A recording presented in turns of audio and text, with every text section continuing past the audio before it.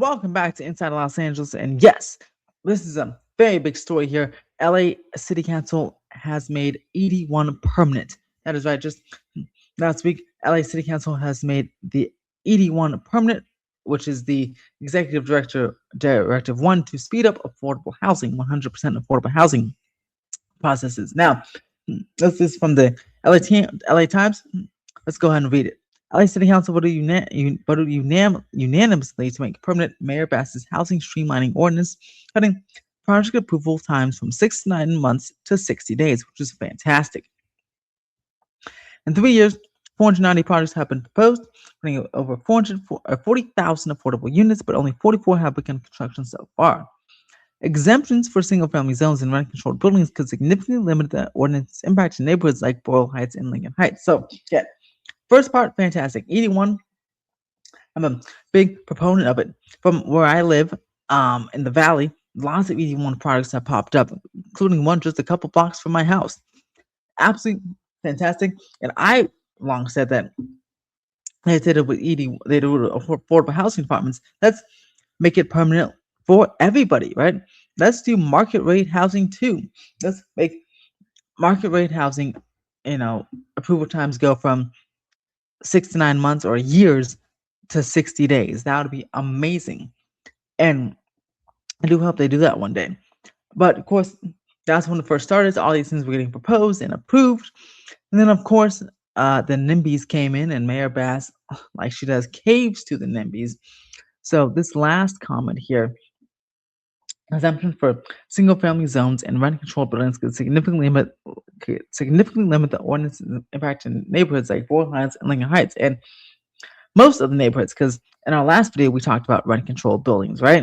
And the new rent-control ordinance that the city council put forth and approved. But now, single-family zones, Los Angeles is covered by 72%. 72% of Los Angeles is covered by single-family zones. So that, significantly inhibits 81 projects, 100% fully affordable projects from happening almost anywhere, except some small areas. And that's very unfortunate. I wish Mayor Bass wouldn't cave to NIMBYs. And she's a NIMBY herself, unfortunately, because she has these great ideas like this one, and then she walks back on them over time when her high donors complain. And that's a real problem. You cannot solve housing affordability in Los Angeles if you're gonna bounce back or roll back good things like 81. And also if you're not gonna apply this to other types of projects like market rate developments. Let's speed up those response times as well. Mayor Bash should have implemented 81 in its full force, and the LA City Council should have approved it, including single-family zones and rent-controlled buildings. And then the Mayor Bash should have set another 80 executive directive for market rate buildings, and then City Council could put that into law as well.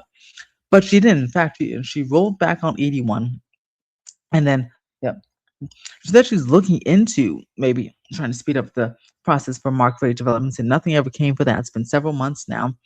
And now we have this watered down version of 81. I guess it's better than nothing, but we can't settle for good enough in Los Angeles, right? We can't have good enough. We gotta have good. I mean, it has to be good because, okay, again, back to housing. It's so expensive. We need more supply, and we need a supply in the proper areas, not up in the hills where they can burn down. Every year, we need a housing supply here in the flatlands. 72% of Los Angeles city limits is single-family zoning. The Valley has lots of single-family zones. The city itself, like in the LA Basin, has lots of single-family zones. We should definitely upzone those. A good example is what Carmel Partners do in the Expo Transit Neighborhood Plan. Carmel Partners is doing a fantastic job there. That plan upzones a portion of the Expo line stations or the E line stations in West LA, like Expo Bundy and Expo Sepulveda. So Carmel Partners is developing 600 homes there. They bought 3 single-family homes, demolished them, and then they're building about 20 single-family homes, and they're building 600 homes. Of those 20 people, they got offered at least $1 to $2 million to sell their homes. So they got a big paycheck. So it's a win-win. They got a big paycheck, and Carmel Partners is building a nice development of 600 homes, and that's a significant zone, and it really increases the supply in that area. So that should be happening all over the city, not the not the backward stuff. It shouldn't be reversed. It shouldn't be catering to NIMBYs. We should be catering to YIMBYs and making housing affordable for everyone.